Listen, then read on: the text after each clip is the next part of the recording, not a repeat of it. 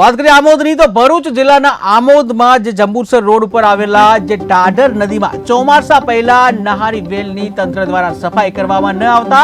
લીલીછમ જાજમ જે પથરાતા નદી પંથકના જે ખેડૂતોમાં તથા આસપાસમાં રહેતા લોકોમાં ચિંતા વ્યાપી જવા પામી છે। જ્યાં આમોદ નજીક આવેલા ઢાઢર નદીમાં ઉગી નીકળેલી જે નારી વેલ જે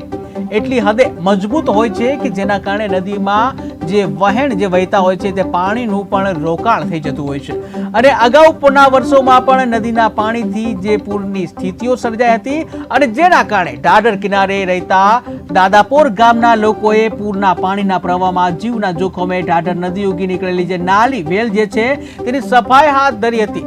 જ્યારે બીજી તરફ આવતા ઢાઢર નદીમાં આવતા જે પૂરના પગલે ઢાઢર નદીના કિનારા પર આવેલ ખેતરો પણ પૂરના પાણી ફરી વળતા જળબંબાકારની સ્થિતિ સર્જવા પામી હતી અને જેના પગલે ખેડૂતોને પણ મસ્ત મોટું નુકસાન વેઠવાનો વારો આવ્યો હતો। ત્યારે ઢાઢર નદીમાં આવતા પૂરની અસર કે જ્યાં આમોદ તાલુકાના 7 જેટલા ગામો ઉપર પડે છે અસર તેની અને જેના પગલે કેટલાય ગામોના રસ્તા પણ બંધ થઈ જવા પામે છે। ત્યારે તંત્ર દ્વારા તાકીદે ઢાઢર નદીમાં ઉગી નીકળેલ જે